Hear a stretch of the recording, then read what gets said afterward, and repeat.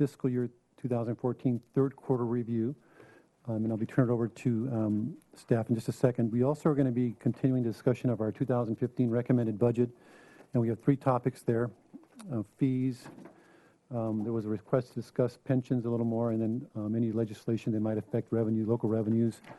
And then the third item is a discussion of related to the creation of a new fund. It's called a drought fund to capture revenue costs associated with the drought. So those are the 3 items, but the first will be the third quarter review. And I'm going to turn it over to Jeannie Wilson, who will be starting with general fund revenues.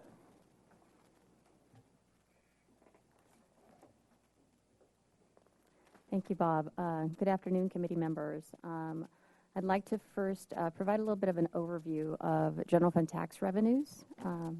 What we'll be discussing are the general fund tax or revenues altogether.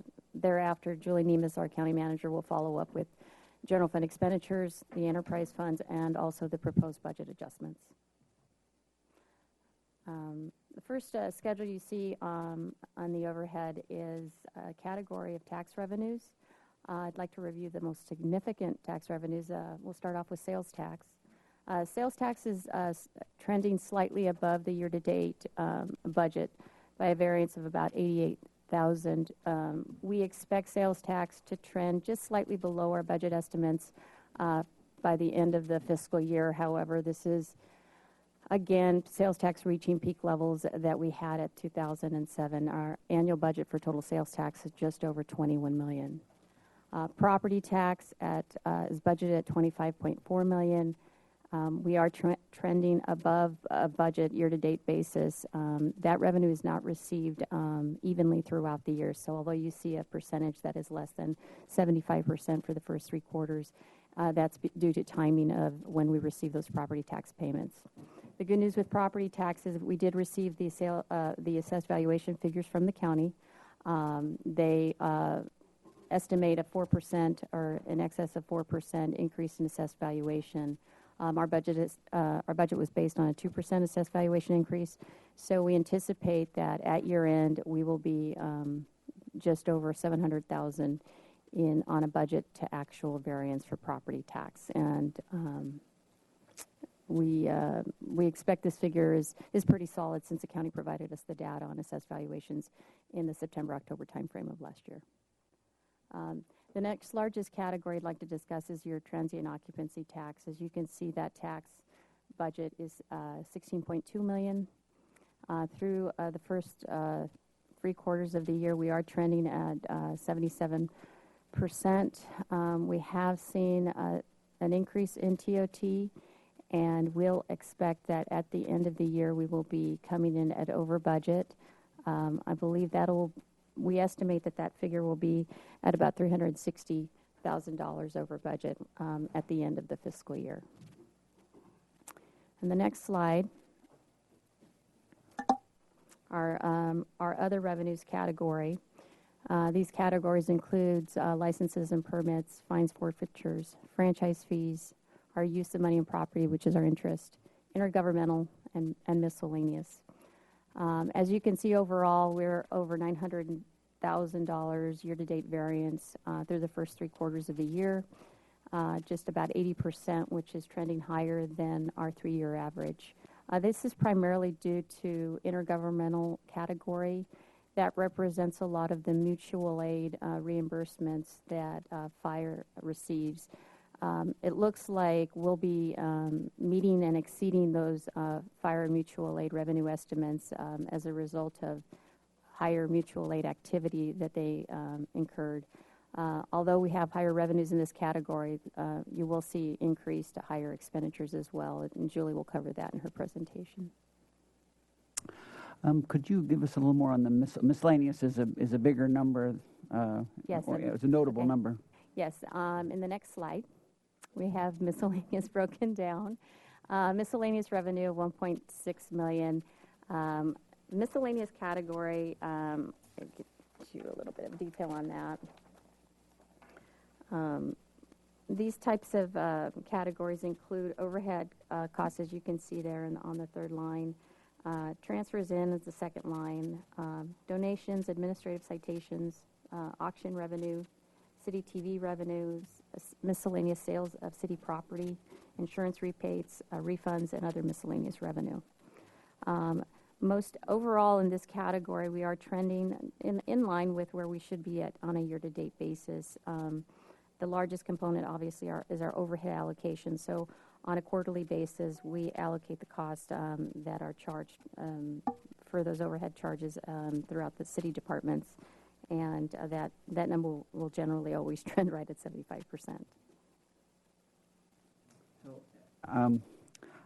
I'm recalling here and seeing it in intergovernmental is another way that overhead is looked at as well, or am I mistaken on that? The intergovernmental category that I previously spoke about is a little different than this overhead allocation. These are overhead administrative charges that are charged out to the other funds and departments. And it runs throughout the system as overhead. Mm-hmm. Okay, thank you. The next table describes our fees and service charges. These are the various charges that departments charge for service fees, essentially. One of the largest, on an overall basis, a year-to-date variance is almost $600,000 under what we estimated for the first 3 quarters. The largest of the categories is community development.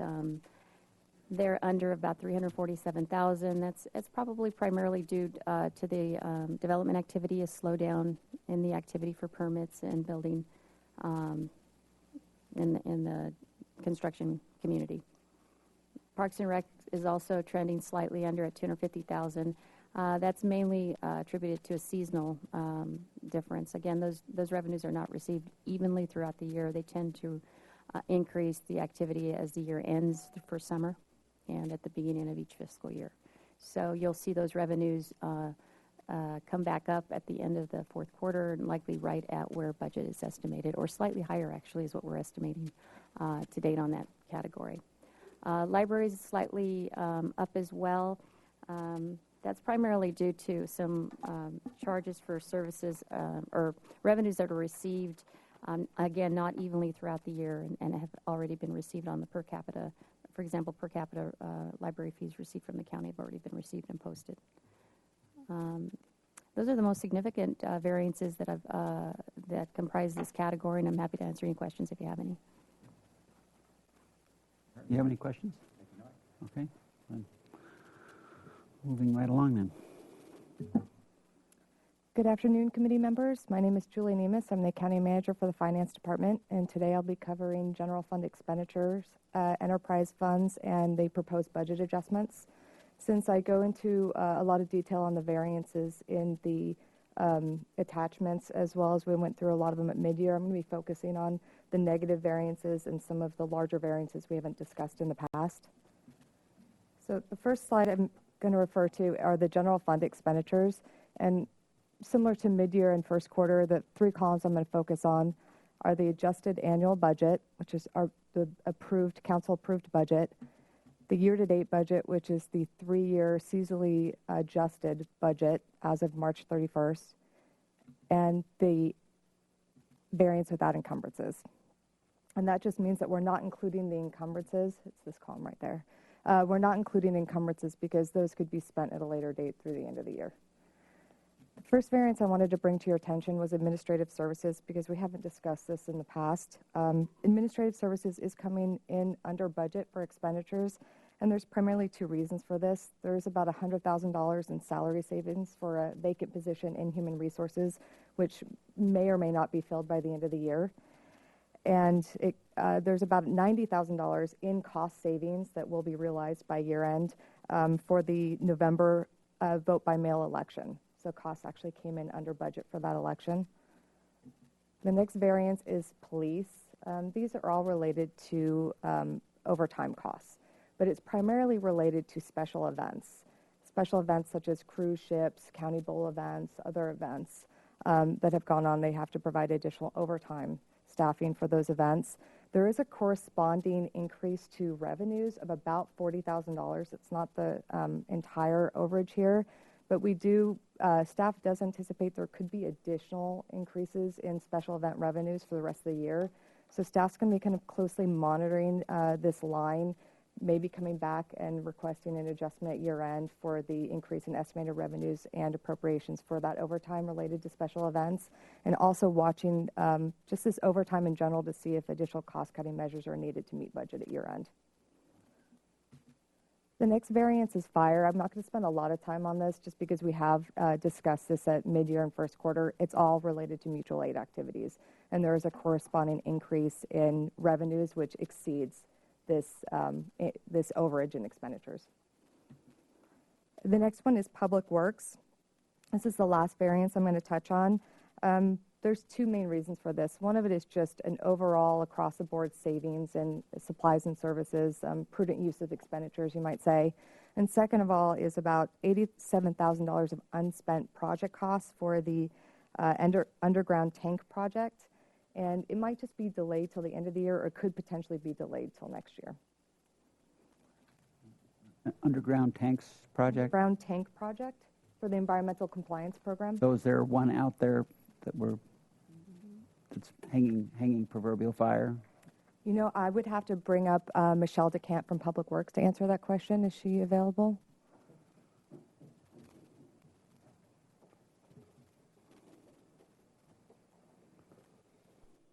Michelle DeCamp, Public Works Business Manager.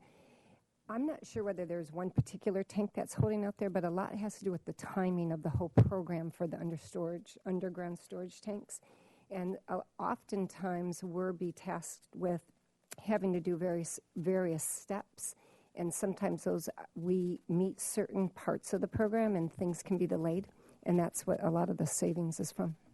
Okay, well, thank you. I haven't heard anything about that program in a while, so that would be something that I'd appreciate hearing a little more on sometime in the future or offline.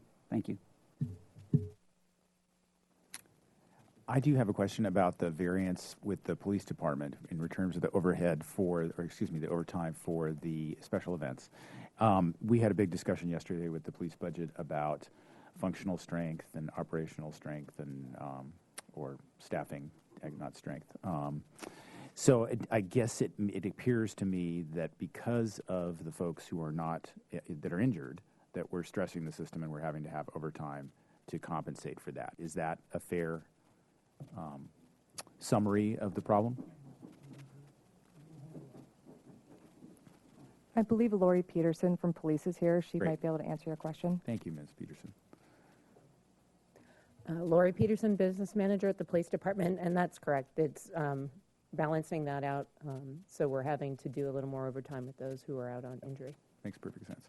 And so I guess the rest of that would be, if we end up the year like that, you could make an argument that it'd be cheaper to have an officer than it would be to pay overtime. Or is that not fair?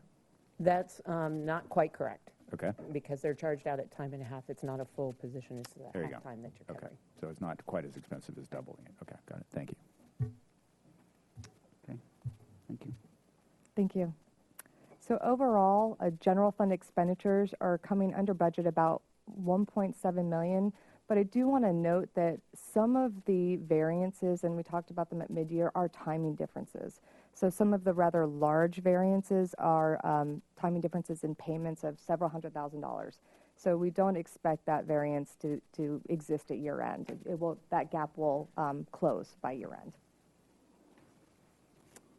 Next, I'm going to focus on the enterprise funds, and I am going to focus on the same three columns, the annual budget, year to date, and the variance. And there's a couple variances I wanted to bring to your attention. The first one relates to solid waste. The expenses for solid waste are currently over budget by about $73,000. And the payments to the city's trash hauler are directly related to the revenues that come in for customer billings. So this overage in the expenses has a corresponding increase in revenues. So you will see later on in this presentation, I will be presenting a staff recommended budget adjustment to both an increase in estimated revenues and an increase to appropriations related to this overage. The second one relates to the water fund. Expenses are under budget by about $8 million. The majority of this, almost $6 million, relates to unspent funds for water purchases and conveyance fees. About almost $4 million of which was approved by City Council recently and has just not been used yet. So that will be, in the near future. I think some of it has actually already been spent and will also be by year end most likely used. And then additionally, there's about $1 million that had been budgeted for the Ortega groundwater treatment plant, but as of March 31st, only about $200,000 had been spent. So that's the other main variance here. And the other variance I wanted to discuss relates to the airport fund. This is purely a timing difference in how debt transfers are made, and it will resolve itself by year end. And those were the only ones I was going to talk about unless you had any questions about any additional variances. Mr. Hart, any questions? Great. All right, Nora, thank you. you. I'm going to move on to proposed budget adjustments. We have a few to get through today. The first one I wanted to talk to you about is police. If you recall at mid-year, we had a few adjustments regarding police for reimbursements back to the general fund.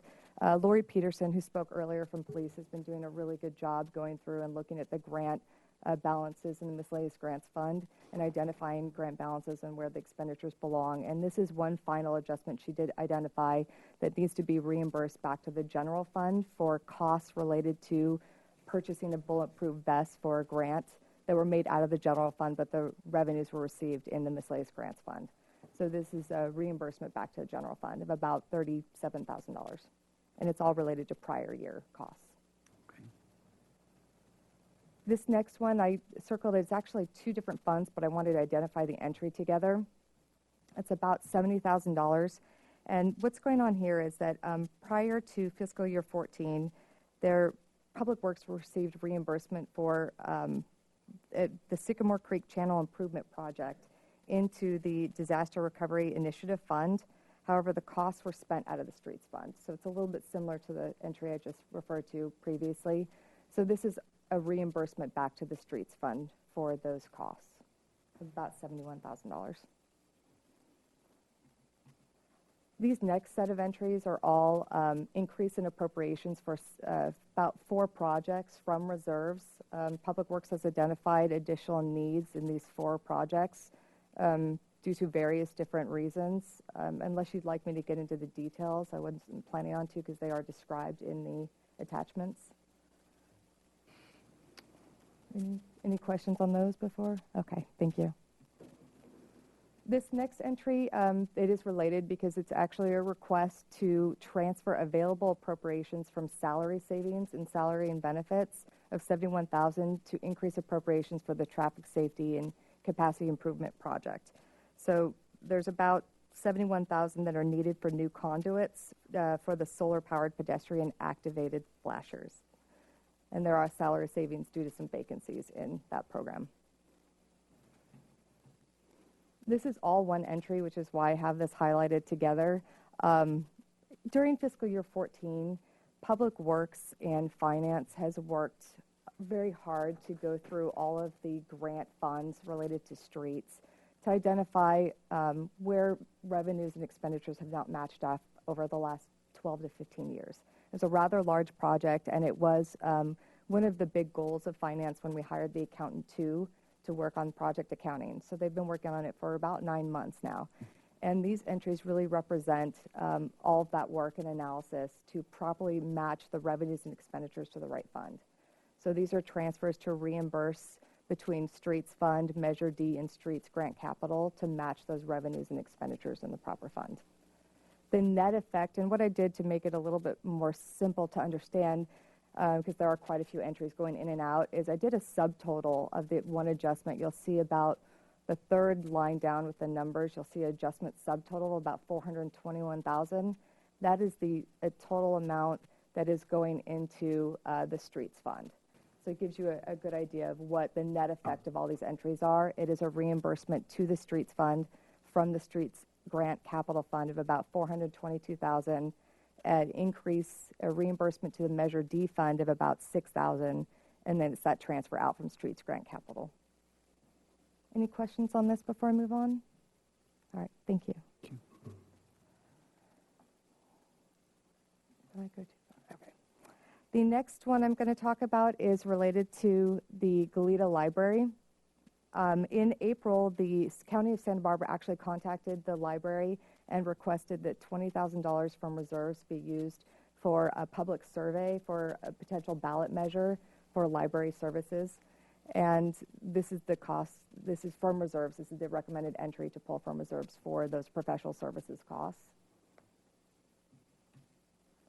The next two entries, I can talk to them a little bit together. They're both additional donations from friends. One's San Ynez Library, one's Carpinteria, and they're both for the purchase of books and materials. So there's an increase to both estimated revenues and appropriations. This entry is just the other side of the first entry I discussed. These entries together, back in 2009, the downtown parking capital and operating activities were all actually in one fund. And prior to 2009, a capital fund was established to separate those activities. And when that was done, it appears about $26,000 of costs were not charged to the correct fund. And what it did was create a negative fund balance in the downtown parking capital fund. So what this is just transferring from the operating fund to the capital fund to clear out that negative reserve balance. And it's about $26,000. This is the entry I was referring to earlier regarding solid waste. Solid waste does have additional revenues as well as increased costs this year. The staff is projecting approximately $400,000 of additional costs related to, they are having billings. They expect billings for trash and recycling services to exceed budget by about $400,000. And however, they have some salary savings and some other cost savings, so they don't think they're going to need all of the additional appropriations. So by year end, they believe they're going to need about $200,000 of additional appropriations. So the recommendation is for an increase to solid waste fee revenues, estimated revenues, and an increase to hauler payment appropriations of $200,000. This last entry is related to the Golf Operating and the Golf Capital Fund. Parks and Recreation has been doing an analysis of their irrigation system to try to better develop a better irrigation system to meet the needs of the golf courses and to reduce their costs. And they have identified that they can put in a irrigation infrastructure upgrade for about $100,000. So they are requesting to use about $70,000 from projects that have either completed under budget or can be delayed to a future date, and then to use about $30,000 from operating reserves and put that into the capital fund to do a $100,000 upgrade to their irrigation system.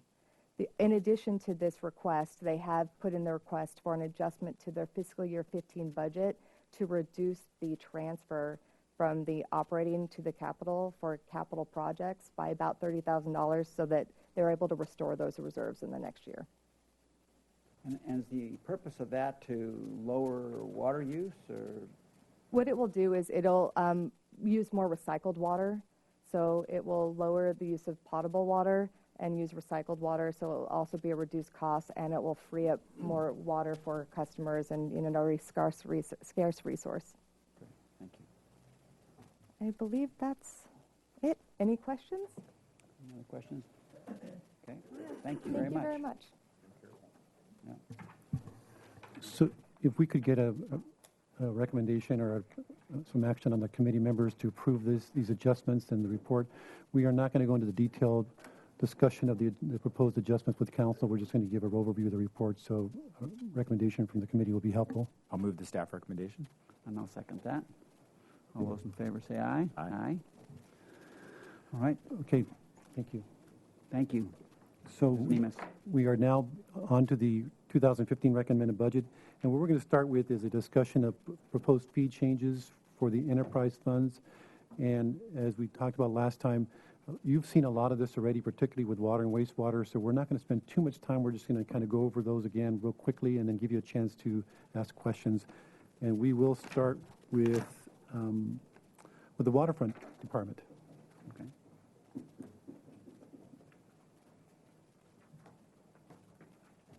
Let's see if I can find it. I think it might be that one. Nope. Let me get this one here. Great.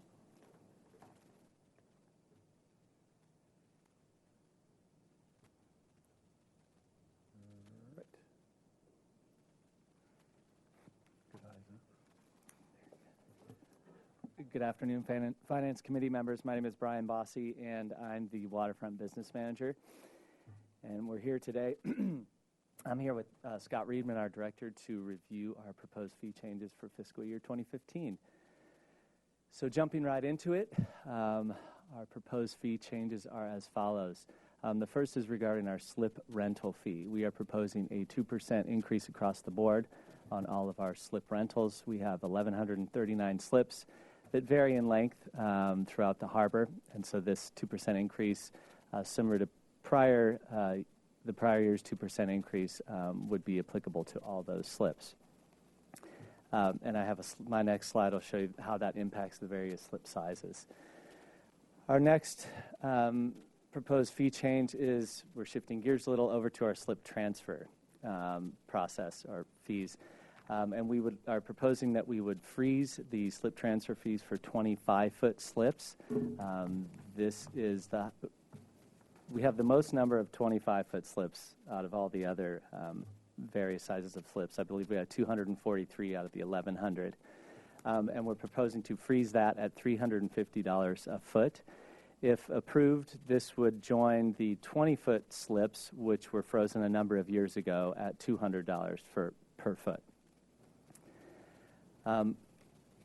So if that was approved, our 20s are already approved for the freeze. The 25-foot slips would also be frozen. And then for all the other slip transfers, we are proposing that it be increased another $25 per foot, which would take it to $375 per foot for our slip transfer fees. And again, that wouldn't include the 20 or 25-foot slips. Moving on to how that 2% slip fee would impact the various slip sizes. You can see on the far left the various categories of our slip lengths, 20 all the way up to 60. And we do have some in between here, but these are the generalized categories. So for a 25-foot slip, that 2% increase would be 17 cents per foot, which would result in an additional $4.25 a foot. So currently, that slip fee for a 25-foot vessel is $212. You add the $4 onto that, $4 and change, and you're a little above $216 per month for that particular slip. And the high would be the 60-foot, an increase of $13.80. Currently, 60-foot slips run at just under $680 for the month. So that would be an additional $13 on top of that.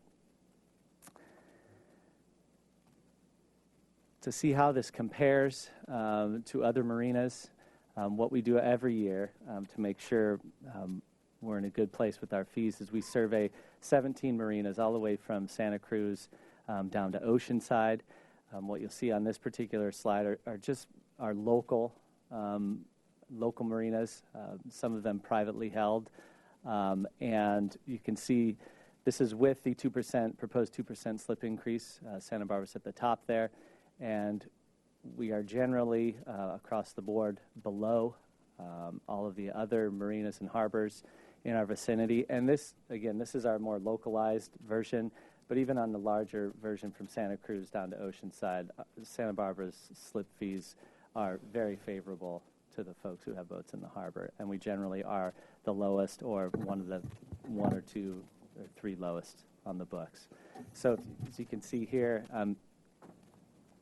just go ahead and pick any slip fee. The 30-footers with that 2% increase would be $272, and it goes all the way up from there to $439 down at Anacapa Isle. So we showed you the increase on what it would be on a per slip basis, but also how we compare with other marinas. And I should let you know that the Harbor Commission reviewed all these fees as well as our budget at their March meeting and recommended that we forward to the City Council for approval.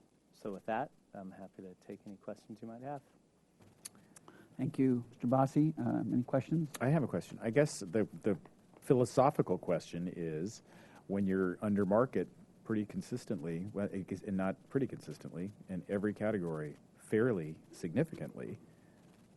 That's a philosophical approach, I guess, to what you charge.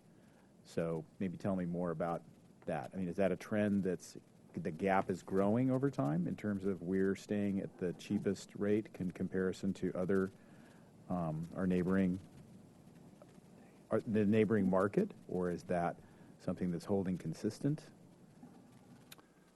Committee Member Hart, I believe it's holding fairly consistent. We're now required to increase our slip fees annually by our loan covenants with the Division of Boating and Waterways for reconstruction of Marina One. So we need to increase them every year. Mm-hmm. In terms of why we have some elasticity, obviously, in the slip fees. And so if we were to encounter an emergency dredging situation is the one that really jumps out. If we were to lose some or all of our dredge funding, then there would be some wiggle room here to increase our fees higher. So that's helpful. So are we anomalous in the sense that we have an outside funding source for dredging? Do these other entities pay for dredging? Is that part of it? Is there something different in terms of the quality of services or the extent of the services that makes their price point higher than ours? Yes, generally, these marinas that you see up here, which we just picked from the Ventura and Channel Islands area, a lot of them are single berths where the dock comes around both sides of the boat, whereas we have double berths where we squeeze two boats in one berth. So they have a little bit nicer amenities, admittedly. However, Santa Barbara continues to be an extremely desirable harbor. I would point out that some of these, for instance, Ventura Isle Marina has a 61% occupancy rate right now, whereas Santa Barbara has a 100% occupancy rate. And I could go down the list but most of these marinas have a vacancy issue, which is the opposite of our problem. Okay. That's really helpful, too. Good. Okay.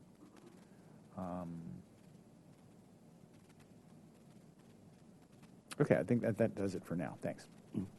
Now, as a slip holder, do we need a motion on this for moving this forward in any way? I'm sure. And if so, we'll need to defer this. Yeah, we can defer it to the next meeting or the meeting of next week. Well, or if Mr. Francisco shows just thinking it was a 12:30 meeting or something. Okay. Moving along. Mr. Reedman? Okay, next is the golf. Yeah, for waterfront, next is golf. Okay.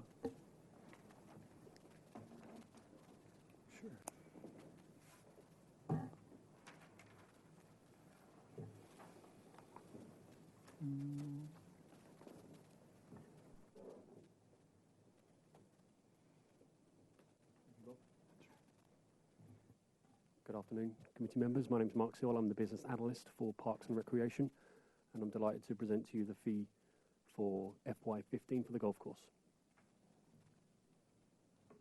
So we're actually starting with a position where we're actually proposing not to change any of the fees from July the 1st and actually defer the fee increase until the 1st of January 2015. We are obviously experiencing a lot of challenges at the moment with regards to the drought, and want to try and give some of our golfers a little bit of good news to come and play our course. And I know there's been a history of increasing the fees, and last year we went up by $2, so we think we can at least postpone that until January 2015 as a gesture of goodwill. What we then do propose from the 1st of January 2015 is to increase everything by $1, with the exception of junior rounds. We want to support our junior golf. We also want to keep our rewards card at the same price that it currently is, to again promote people to purchase that rewards card and then save every time they play. And then finally, we want to maintain the price for tournament rounds to again enable us to attract that area of the market. This is quite a busy slide and sort of demonstrates the complexities of actually pricing golf, and I'll summarize it for you in terms of we offer prices for golf depending on how old you are, and depending on what day of the week you play, and depending on what time of the day you play. So again, no change until January the 1st, and then all of the applicable charges will go up by $1 from January the 1st, 2015. We have resident and non-resident fees, and again, we're applying the same increase irrespective of whether you are in either of those categories. And then finally, the thing I will just remind you is that we do have a thing called the Players Improvement Fund, whereby $1 for every paid round, of which we're expecting over 60,000 in FY14 and a similar number for FY15, accrues into a fund that the players can influence where we spend that money on the golf course for both the improvement to the players' experience and allows them to have a little bit more ownership about where those funds are actually spent. And I can say that we've already spent over $22,000 this year on improving the tee boxes on the golf course and looking to see what the next thing we can do is with our current funds. And other than that, really, it's a bit of status quo. Great. Well, thank you. Any questions at all? I don't have any questions. Just very good news. I totally understand the approach given the drought and the stress on the course from it. So thank you. Great. Thank you. Okay, on to solid waste. And testing my eyes here.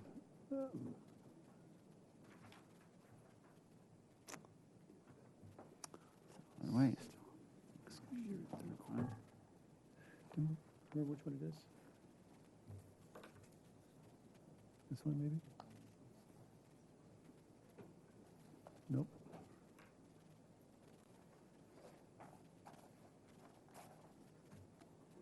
You see it there?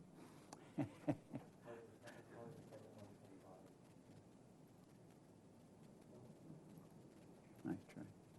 Nope. Is it on there?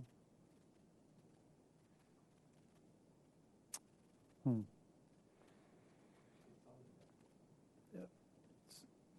Sorry, just give us a second here. So.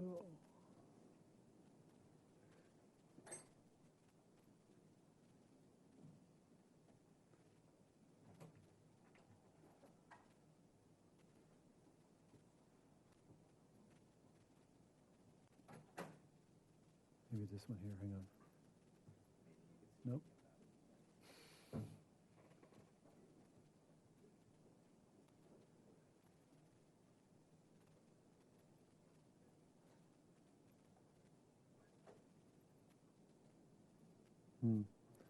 We're going to have to, you have your, well, we move on to first downtown parking.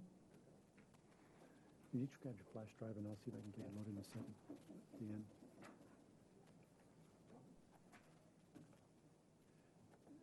And that.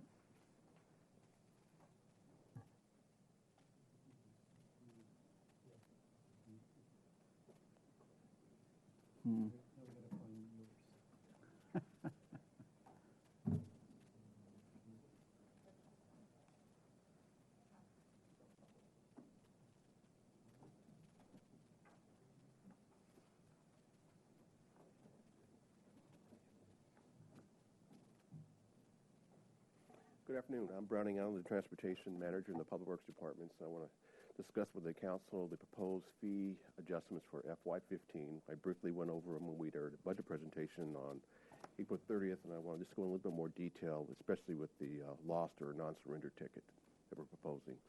So we're looking at proposing changing the fee in two of our categories, lost and non-surrender ticket, as well as the Coda commuter lot.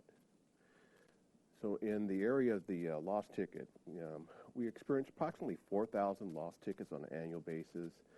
And out of those, about 1,000 results in our staff having to make contact with the people because they've had multiple cases where they've lost their ticket. And what we are finding is they have learned, depending upon how long they've parked there, it might be cheaper to say, I lost my ticket versus paying the hourly rate for their ticket. So currently we charge $10 at the kiosk. And if they have had a prior occurrence, staff will look at our database, and then we'll send them a bill for $15 for the second occurrence, and third, and so on and so forth. So many times when we do that, the person does not remember that they lost their ticket, because typically it might be a month and a half before they actually get the bill in the mail. So they say, hey, I didn't lose my ticket. I don't remember parking there. So we have to actually pull out the envelope that they sign with with their license plate number and send it to them and show them that, see, is this your car? Is this your signature? And there's been cases where people say, well, that's not me. So I personally had to deal with one of those myself. So it was a person I knew who had a lost ticket. So we feel it's better customer service just to charge a flat fee. We're proposing a flat fee of $15 for a lost ticket. We'll do away with the subsequent additional service charge of $15. We feel that's going to free up our staff where we don't have to go back and look at the database for all 4,000 tickets that are lost, even though only maybe 1,000 might result in additional billing. And it's also going to result in better customer service. You know, they're not going to get a bill in the mail and if they refuse to pay, then we send it on to collections to try and recover that additional $15. Just feel it's just better customer service. The other area where we're proposing making changes in the Coda commuter lot. We currently are charging $50 per month in the Coda commuter lot, and proposing changing that to $65 per month to bring it more in line with the nearby hourly rates. Yeah, so it's still a pretty significant discounted hourly parking lot or monthly parking lot. It's strictly for commuters, workers in our downtown.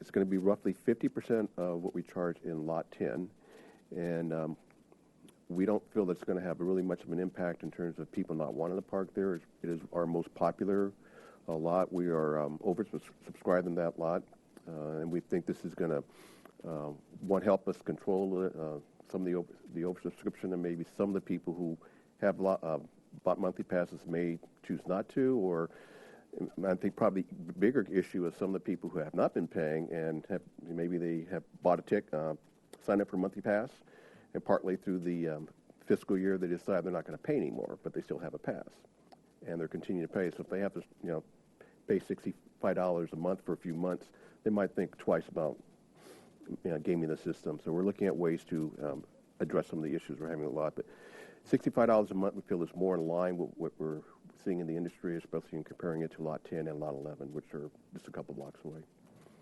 So those are our proposed fee changes for next fiscal year. Great. Any questions? Great. Thank you, Mr. Allen. Next is water.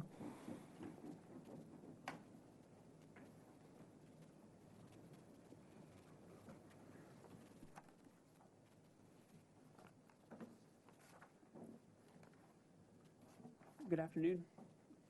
Joshua Hagmark, Acting Water Resources Manager. And we've been over the water and wastewater rates frequently over the last few months here.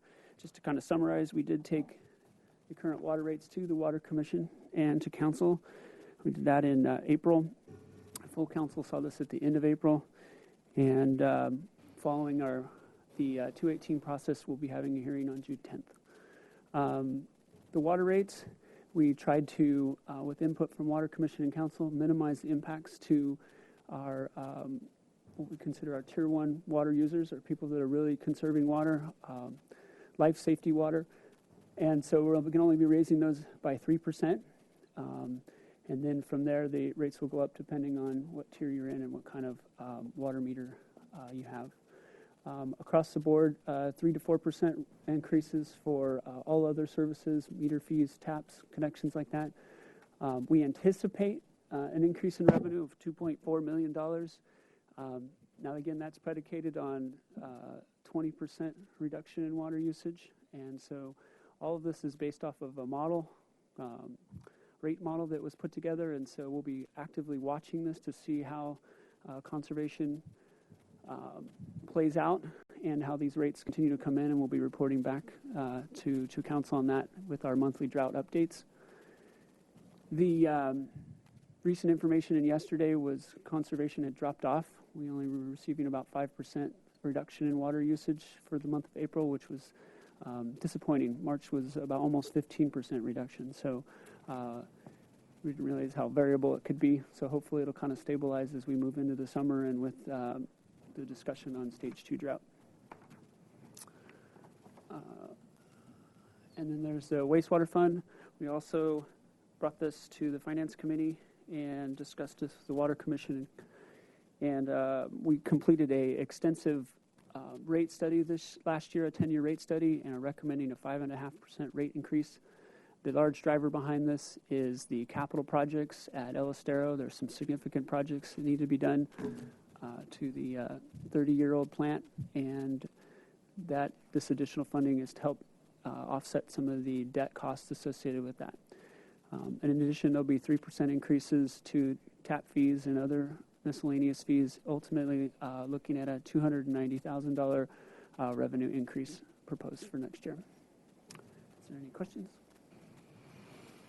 Well, I have one about that disappointing conservation number. What are your thoughts about that? Do we rally the troops? What are staff's thoughts about?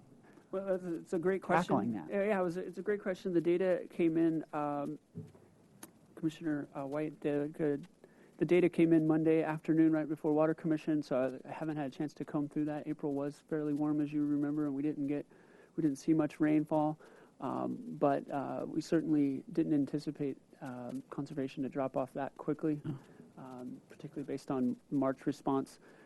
Certainly hoping the discussion next week about the stage 2, and we've got a pretty extensive media campaign to follow, and then obviously the rate structure change coming in at the end of coming with July billing will help people start to really take this seriously. Okay. Any questions? Okay. Thank you, Mr. Okay, so we're going to end with solid waste, and we're not going to put the PowerPoint, but you do have this sheet here, which are the 4 slides that Matt is going to speak from.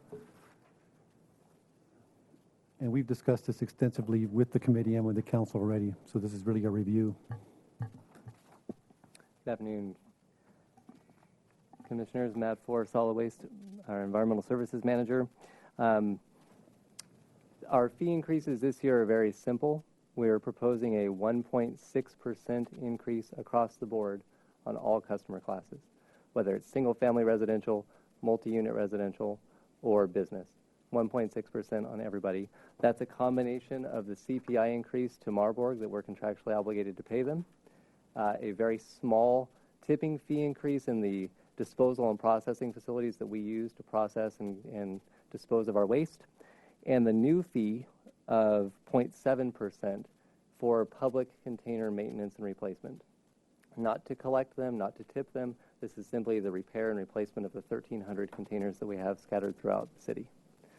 The only other difference pertains to the multi-unit residential class, and that is we are on a revenue neutral basis. No additional revenue to Marburg.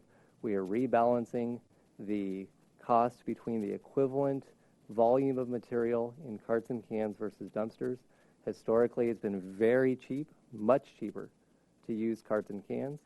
We partially closed that gap in our negotiations with Marburg as part of the new contract. Over the long term, we'd like to bring that up to a 1-to-1 relationship. This will bring it to within 6%. So material in carts and cans will only be 6% less expensive than the equivalent volume in dumpsters. And we'd like to keep continuing to close that gap over the next couple of years.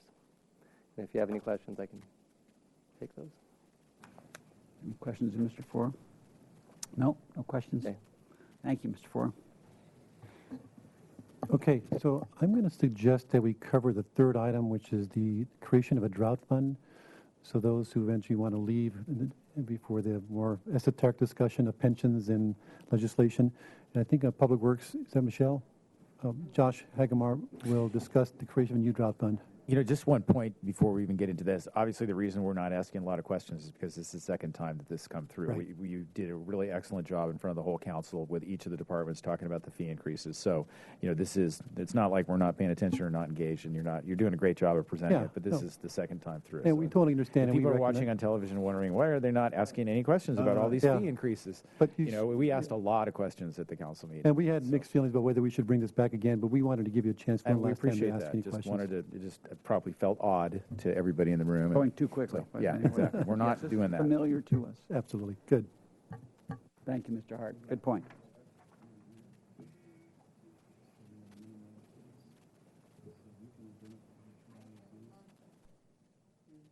No PowerPoint.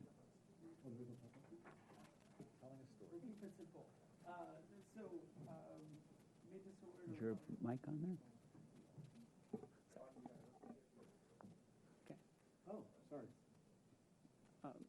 Finance Committee. We'll come back to one last one. Sorry. Good afternoon. My name is Joshua Hagmark.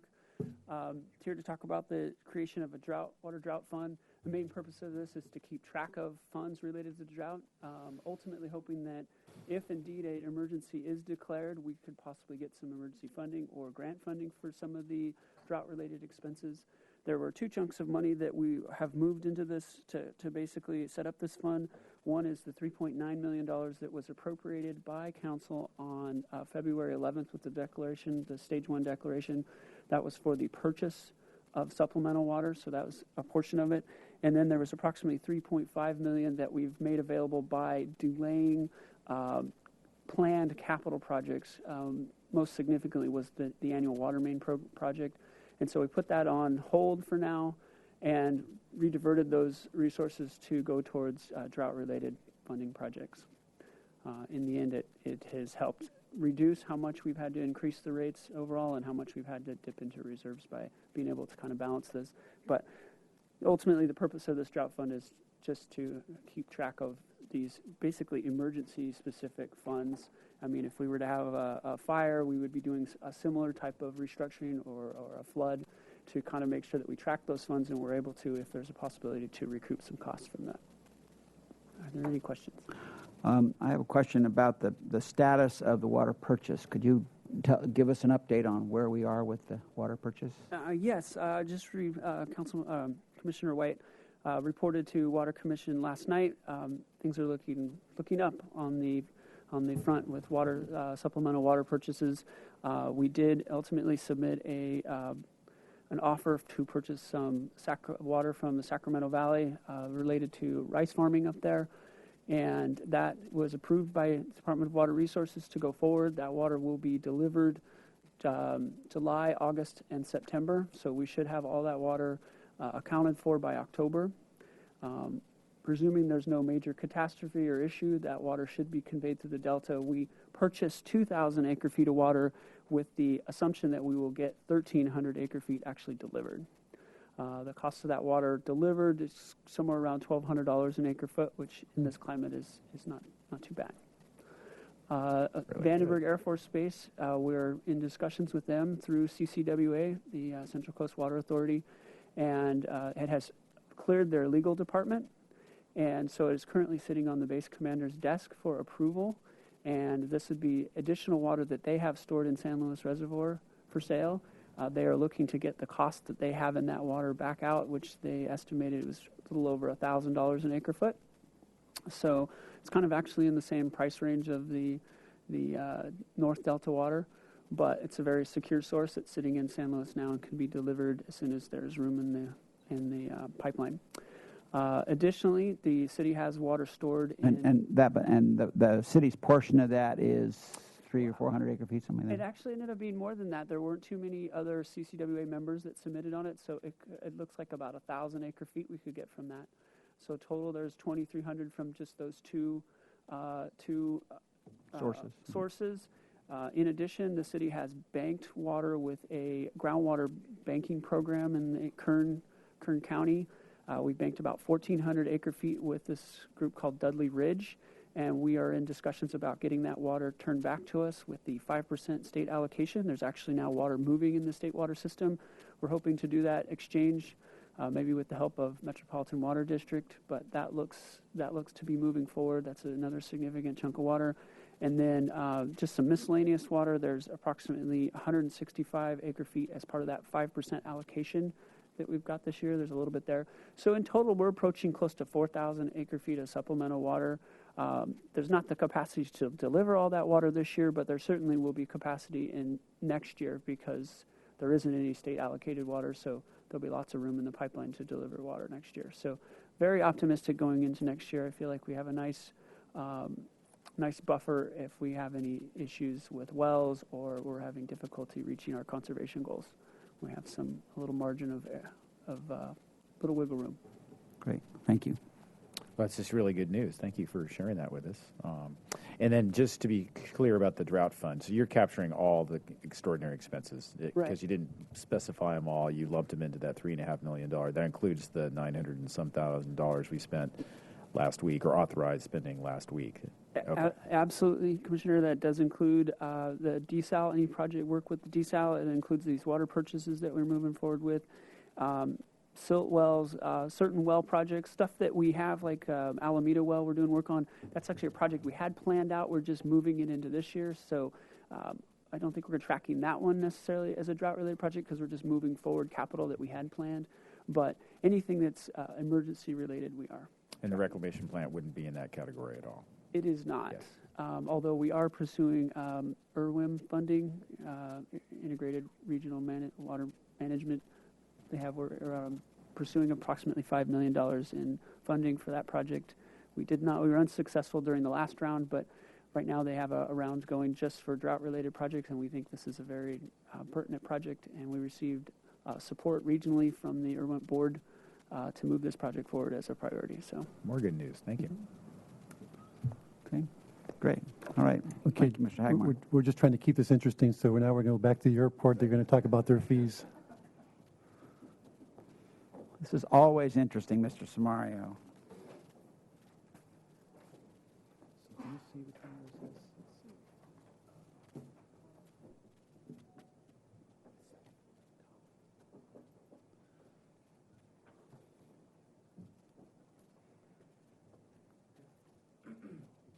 Good afternoon, council members. My name is Tom Bullers. I'm the administrative analyst at the airport. We are proposing one fee change to our long-term parking lot daily maximum rate from $9 to $10. The Airport Commission has encouraged us in the past to gradually raise our rates in line with other airports in the country and California. When we did a survey of comparable California airports, we looked at 11 airports, and the average fee was $13. The median was $12. So we thought it'd be a good idea to bump it up a little bit from 9 to 10 again, like I said. We anticipate very little revenue gains from this because long-term Lot 2 is currently closed. We closed it on April 1, and we're going to keep it closed until the holiday season when peak travel demand occurs. Great. Any questions? So this fee only applies to Lot 2? This fee increase? Yes. Oh, okay. All right, great. Well, thank you very much.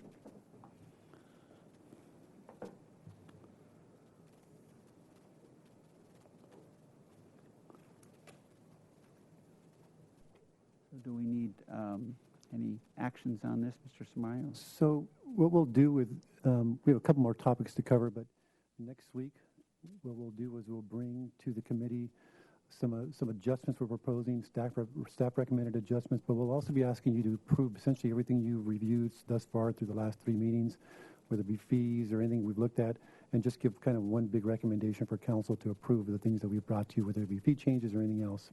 All right, great. So when you say anything else? Well, we looked at revenue for assumptions that for next year, the multi-year, which is not really related to next year's budget per se, but things that we brought to you. I think we looked at the revenues, what assumptions we made for this year and next year that are built into the budget, the fees, and then I think those are the 2 main ones we'll be looking for recommendation on. Okay, not the outside funding requests and other things like that. Okay, no. Thanks. Okay, So so that's on an agenda for the future, is it not? Yes. Yeah. Here, isn't it? no, I think it's going to go to full council. I think on June 2nd we'll be discussing sort of everything all at once, from the recommendations from the committee, other items the council may want to add. So the last 2 topics are really informational only. They come from, actually one came from Mr. White, having to do with pensions. And so we're going to talk a little bit about pensions. I know you sort of gave us the option that we could talk about it later in the year. So I'm not going to spend a lot of time, just a different look on pensions and really looking at salaries and benefits as a whole. Just more information, more education about kind of what makes up our salaries and benefits. And then, Mr. Hart, the question you asked about, is there any legislation out there that could potentially generate revenues to local governments, to the city? So we'll be talking about what's out there. Obviously, the short answer is not really, but we'll talk about just some things that are out there.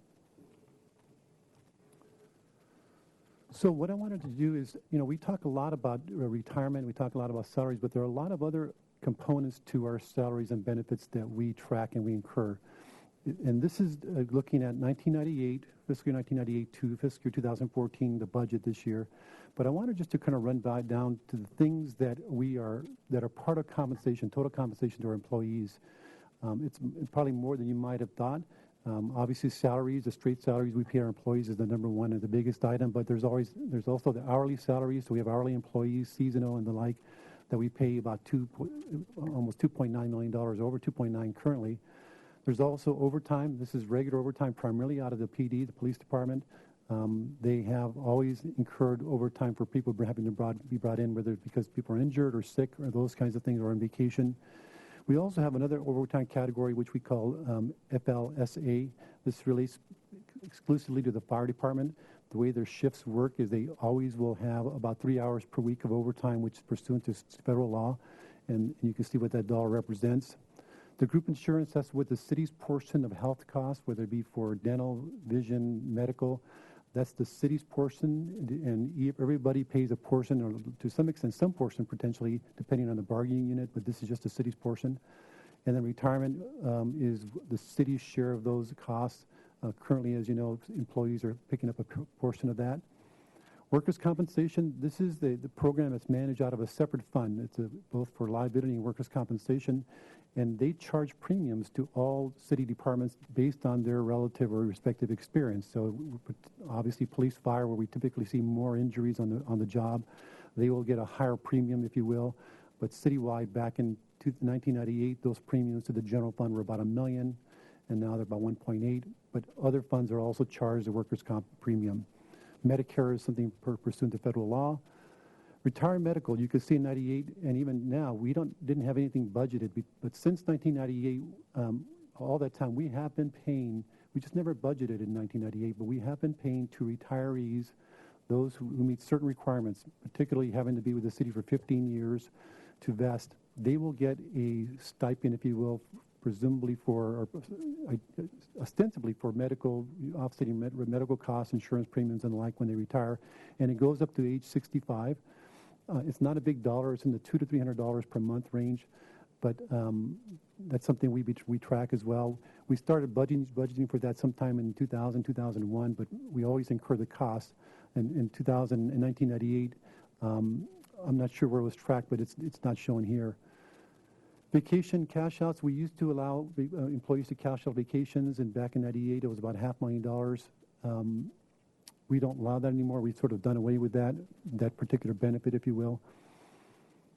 And then OPEBs, other post-employment benefits. That includes retired medical. It also includes what we call implied subsidy. That's where our retirees get to take advantage of the preferred insurance premium rates that we all enjoy here that are active employees. So when you retire, you participate in the same group insurance program, and your rates are effectively subsidized. And that's something that we sort of have to track as a cost, if you will. It wasn't a requirement back in 1998 that we measured that, but you'll see in 2014, we are now essentially funding those unfunded liabilities of over $1 million. But it also includes now, in that OPEB in 14, includes retired medical. So we wrap that retired medical payment into that $1 million. It also includes some amount for folks who cash out sick leave when they retire. So a lot of times that's a big hit. So we capture that cost, and we try to normalize that on a budgetary basis. In the past, it has not been budgeted. And also includes vacation. When people do leave the city, not every year they can cash it out, but when they leave the city, they're entitled to their vacation hours, and they cash those out. So we've started putting some money aside on a budgetary basis to avoid those impacts throughout the year, or where we get this unbudgeted cost, and we have to sort of come up with money for that. So all those OPEBs, they total about $1.1 million now. That's how much we're funding every year, so we don't fall behind, and we keep up with those costs, and in fact start making progress toward the unfunded portion related to retired medical and the implied subsidy that I mentioned. So that's kind of a detail of all the costs that relate to compensation. You can see that there's been a big change from 98, and that's just compounding over time. But I wanted to focus on a few. Before you, yours. Okay. Just wanted the next slide, I'm going to focus on the three major cost components, salaries, of course, but group insurance and retirement, and really the dynamics that have occurred since 98 to the current year, how they've changed over time, not just in terms of dollars, but on a percentage basis. So the top line represents the sum of those three components. So the purple or blue, I'm sorry, the blue line are salaries. So since 1998, they've grown from about $33 million to over $50 million. But that growth represents about 2.9% on average per year. So that's not the way it actually played out, of course, because some years it was higher, some years it was lower. But on average, it represented 2.9% growth every single year through 2014. Retirement, which is the number below, or the line below in green, that has grown on average 9.5% per year. So it's a much bigger growth than what we've seen in that category. Group insurance has been a little over CPI, so about 4.2% on average. But total, at the very top, when you combine all those, it's been about a 4.2% average growth every year of compensation. Just wanted to show you how it plays out between those three components. So clearly, retirement has been the fastest growing element of our compensation to our employees. So a different way to look at this is, Mr. White, sometimes you ask, when we give a $1 raise, what does that really mean? What's the true compensation? Because there's some impacts to that. So what I did was for 1998 and 14, I used salaries as sort of the base. That represents 100%. And what does all these other components represent as a percentage of salary? So, for example, in 1998, retirement was 12% of salary. So for every $1 of salary, we were paying 12 cents toward the retirement. And similarly, for every $1 of salary, we would pay 10 cents toward health insurance and so forth. And you can see how that's changed over time. So that now in 2014, retirement is not 12% or 12 cents for every $1. It's 33 cents or almost 34 cents for every $1 we give in salary that has to go toward retirement. So that dynamic has changed pretty substantially. Health insurance has also gone up, but not as dramatically. Workers' comp has actually been pretty stable as a percentage of salary and so forth. But just again to show that retirement has become a larger component of compensation, but in terms of for every $1 of salary, it's just a bigger expense that we incur relative to back in 1998. That 33.7%, that's a combined number because within the general fund we have police, fire, and everybody else. But you can see in 2014 how that is broken down. So for miscellaneous, it's 23 cents for every $1 of salary is what we contribute to our retirement of our miscellaneous employees. For police, 43.7% or 43.6%, and then for fire, almost 8%. By 2020, based on our rates that we're projecting, you can see how that will change. Miscellaneous will go up to almost 29%, police 46%, and fire 49%. So for every $1, that's how much you're going to expect to add for retirement. On a combined basis, it'll likely be somewhere around 38%. So what it is today is 33.7. It'll likely be 38%. So again, for every $1 of salary in 2020, we'll have to contribute 38% on average, 38 cents toward retirement of our employees. So this is what I wanted to talk about in terms of pensions and salaries. I'm not sure if it's really responsive to what you had requested, but just a different look, because we spend a lot of time talking about unfunded liabilities. I want to just give you a different look of this. Any questions on any of this? Questions, Mr. Hart? Not a question, just a comment. It's incredibly transparent. It's really helpful to see all the pieces of the puzzle right there in black and white. So thank you. Sure. Yeah. No, this is a good additional slice on it. Is this? Do you have more on the retirement or no? Okay. I'll have a couple of questions to throw at you for another time, or just all right. And I think something that. Obviously, the retirement system is not in our control, and what we're projecting in terms of contributions is the result of best efforts to look into the future. But there's a fixed obligation to pay a certain number of people, and whatever it takes to pay them, we're going to have to pay. How many people do we pay? How much are we paying now? Or how much did we pay in 2013 is the city's, I presume the city has an account with PERS, and we're paying X number of dollars, and that might be an interesting figure. Right. If I presume PERS could provide that to us. And what we are writing checks for that represents the city's cost, not the employees' portion that they're paying out of their paychecks, but it's in the general fund this year. It's about $16.8 million is what we're paying to PERS to fund what they call the normal cost, just to kind of keep up with things, but also to amortize the unfunded liabilities, as you know, so we can make some ground on that. So that's how much we're paying each year just in the general fund. But in PERS, we have an account. We do. We put in About $400 million we have currently with PERS. All right, so we have $400 million, and last year in 2013, we paid X dollars, our account distributed X dollars to Y number of people. Right.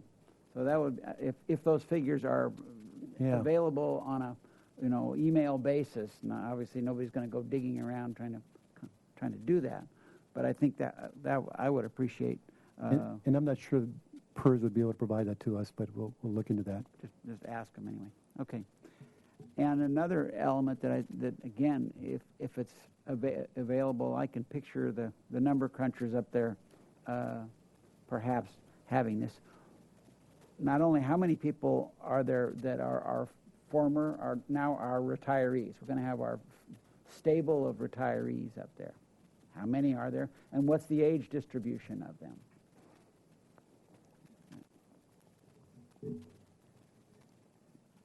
Do you have anything else that interests you, Mr. Hart, in that area? Okay, great. Okay. Thank you. I'll do my best. Thank you very much. Sure. So the next thing we want to talk about is legislation. This is just kind of a mini legislative update to respond to the question, any revenue potentials to coming to cities. So I'm going to talk about 4 areas. One is what I would call relates to enhancing or preserving local revenues. A lot of it is just trying to preserve what we got. Talk about infrastructure financing. That's a big deal right now because the RDA is going away. Our RDA going away in 2015 anyway, but just statewide, the fact that they've been eliminated. There's some discussion about how to spend what's called the cap and trade revenue, and we'll talk a little bit about that. That's pursuant to AB 32, and then a little bit on affordable housing. So in terms of enhancing or preserving local revenues, there are 2 areas right now that are being discussed. One has to do with prepaid wireless, and the other is the collection of sales taxes on the internet for internet sales. So prepaid wireless, this is actually something that's been interesting. It's been a growing area where people are, instead of having a contract with a provider and with all the minutes and all that, they buy the device. They can buy it at Walmart or wherever, and they just buy prepaid phone cards. And currently those are not subject to utility users taxes because there's no way to sort of identify or track where they're from, where they live, how to, some kind of a nexus to the jurisdiction. And it's a growing market. It's interesting. It's been growing in the last few years, and so it's becoming, a bigger number. And what's estimated statewide is that there's about $61 million of lost revenues as a result of prepaid phone cards, if you will. And as I said, it's a complicated matter because how do you find these folks? How do you know, where the taxes should go? So there is an Assembly Bill 300, it's Perea. It was back in 2013. Cities and the league generally supported it. The problem with it was that it had the State Board of Equalization would be administering and collecting it just in the same way they collect sales taxes currently. So they kind of have a system and an infrastructure for that, but their fees were pretty high, and there was concern about that. But at least local agencies were thinking, well, we're not capturing any of that. Maybe we can sort of negotiate or come up with some amount. In the end, the governor vetoed it, didn't like it because of the exact reason. The fees were too high being to the State Board of Equalization. The latest iteration that came out recently is AB 1717, again from Perea. Again, the retailers would be the ones required to collect the utility users tax. So if they buy a prepaid card here in the city of Santa Barbara, they would collect it, and they would then send it up to the State Board of Equalization, and then it would be allocated to wherever the point of sale occurred. So again, the State Board of Equalization, just like we do with sales taxes, would allocate it to the jurisdiction where that sale occurred. because of the fact that there is so many, it's pretty complicated. They're talking potentially of maybe excluding small retailers because they just really want to focus on the big retailers like the Walmarts and the like. I don't see this as being a big impact to us because we don't have those targets of the Walmarts. So I don't see it's a big deal for us, but I think statewide it is a growing issue. Internet sales, this is, I think, has been an interesting area. Current law requires that sales taxes are only applicable if there is what's called a physical presence in California, which is sort of the bricks and mortars here in California. So if you're outside of California, the entity was not required to collect the sales taxes. So if you had a facility in Utah and somebody purchased through the internet something from you, you weren't required to collect sales taxes. It was up really to the person who bought the product to pay the use tax portion of that to the state, which of course never happened. And then in 2012, Governor Brown, I think, did a pretty impressive thing. He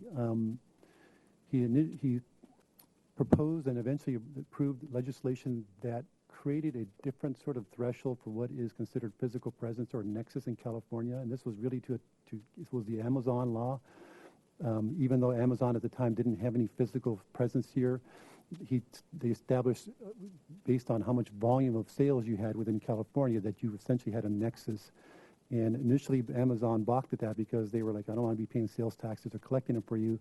And they actually threatened to leave California, but then they eventually agreed to do so, and they are now collecting sales taxes for those transactions that occur within the state of California. Since then, they've added some facilities into California, but right now they are in fact collecting them, and they're being allocated out to the counties where those products are being delivered. So it's not based on sort of where the point of sale per se, because it's really hard to define what that is. It's point of delivery. So, for example, if somebody here in Santa Barbara orders something from Amazon, then that sales tax is collected and sent to the State Board of Equalization. Then it's put into a county pool.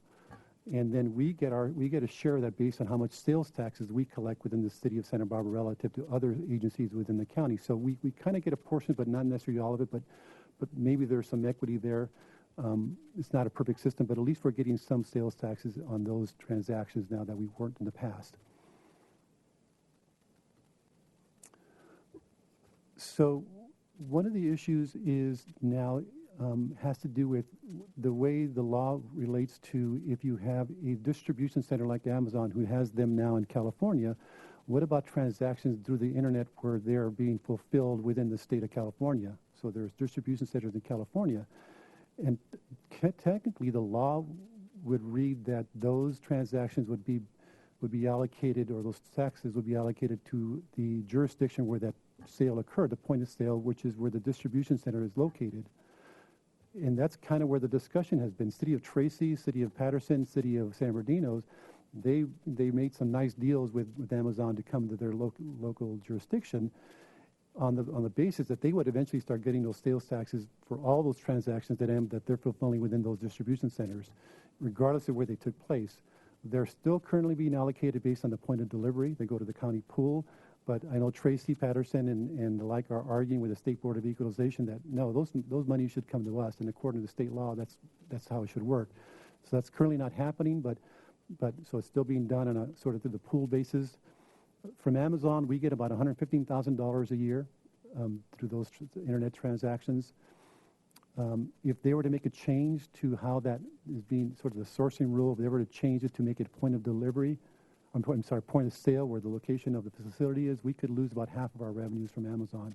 Not a lot of money, obviously, but it is a growing sort of sector for us and statewide. So there's some exposure there for us. Any questions on that? I know it's a little complicated, but. I have a question about any estimate there might be of online sales, or what's the scale of that for, shall we say, the city of Santa Barbara? Do you get somebody out there noodling that? Yeah, I think for us, the fact that Amazon is now paying and is paying based on where the delivery occurs, they're the big dogs. My guess is they represent 80% of the transactions that are occurring online. There's still some, I would say, some leakage, and what I mean by that is that there are still transactions that occur via the internet from companies that are outside the state, that because they're small, they're not currently collecting sales taxes for those, so there's still some of that going on. But I think in the state of California, Amazon is the big dog, and the fact that we're collecting from them, I think, is covering a big dollar amount. The rest of it is probably not a lot of money to us.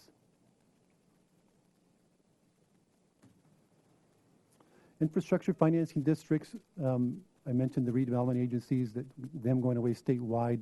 That was really the biggest tool for redevelopment and economic development in the state. There is existing law currently that allows us to create infrastructure financing districts. It's always been considered to be pretty onerous. It does sort of use the same approach, tax increment financing. You wouldn't raise taxes %, but you would sort of freeze the tax base in that district, and then the increment would be used to finance economic development projects or capital improvements. It does require approval from all affected taxing agencies, so that's one of the hurdles that makes it difficult. It also requires a 2/3 approval after you've gotten approval from all the taxing agencies, that the voters approve it at a 2/3 threshold. There have been some attempts to create new tools, and one of the things that we think is important is if they could lower the threshold for voter approval on special taxes that would be used to finance capital improvements. Currently it's 2/3. There's, of course, like school districts, their threshold is 55% now. It was lowered. For us, it's still 2/3, so we can see a way to lower that. That'd be great. The governor's proposal for next year does make some changes to the infrastructure financing district law. He's proposing to reduce that threshold from 2/3 to 55%, but it's still considered cumbersome because of the other requirements. There is a bill, AB 2280, introduced by Alejo. It's called the Community Revitalization and Investment Authorities. It would provide a redevelopment option for disadvantaged and poor communities. So the same thing as sort of an infrastructure district, but it would be primarily for disadvantaged and poor communities. And then the last one is the WOC, SB 33. It also makes improvements to infrastructure financing district law and removes the 2/3 voter requirement. I'm not sure how much of this is really going to be a big help to us because of the process required to create these. I think for us, the biggest improvement would be to lower the threshold for special taxes so we don't have such a big threshold to cross. Just a couple other ones. Speaking of that real quickly, yeah. I'm not looking ahead on the slides, but there are bills to do that in the legislature. You just didn't list them all because there's a lot of them, right? Yeah. Yeah. And there are a couple other ones, the same thing, just having to do with infrastructure financing, but nothing that we see that's going to be a big help for us currently. Cap and trade, there are, back in 2012, a number of bills or several bills were adopted that established what's called the Greenhouse Gas Reduction Fund. And this is going to be accounting for monies that the state is expecting to receive. They've started this year. Next year, they're expecting somewhere around $850 million. And that's from the sale of the allowances or emission allowances. So under the cap and trade program, you're given allowances, and they actually are selling those. And they expect, as I said, about $850 million next year. That's what they've estimated. These bills provide some framework for how the money will be spent, but there's a lot of details that have to be worked out. But I know it does require the 25 be expended within disadvantaged communities. The governor's proposal, as I mentioned, they have $850 million they're expecting. $600 million under his proposal would go to transportation programs or projects, and $250 million of that would go to energy efficiency, waste diversion, and clean energy projects. AB 1970, which is introduced by Gordon, is a community investment and innovation program that would allocate some monies to local governments for grants and other financial assistance to develop greenhouse gas emission reduction projects, so however we can define those, but that's one opportunity potentially for us. It's currently been referred to the Natural Resources Committee, and the League is supporting that bill. There is not a bill, but a proposal from Steinberg, and it does focus on housing and transportation. And under his proposal, proceeds from the allowances, the emission allowances, would be allocated as follows: 40% to affordable housing, including communities built around transit options, 30% to subsidized transit projects, and then 10% to fund basic transportation infrastructure, roads and highways. And his proposal is that most of these monies would be available through competitive grants or competitive grant process. And then the last one on affordable housing, it's SB 391. This would impose a $75 fee on every, essentially every transaction, real estate transaction. So anything that's recorded pursuant to a sale, for example, would be imposed a $75 fee. They expect it would generate about $500 million or $500 million a year. And the proposal would be to allocate that to affordable housing throughout, and it would be through the Department of HUD, but it would be allocated to cities and counties for affordable housing projects.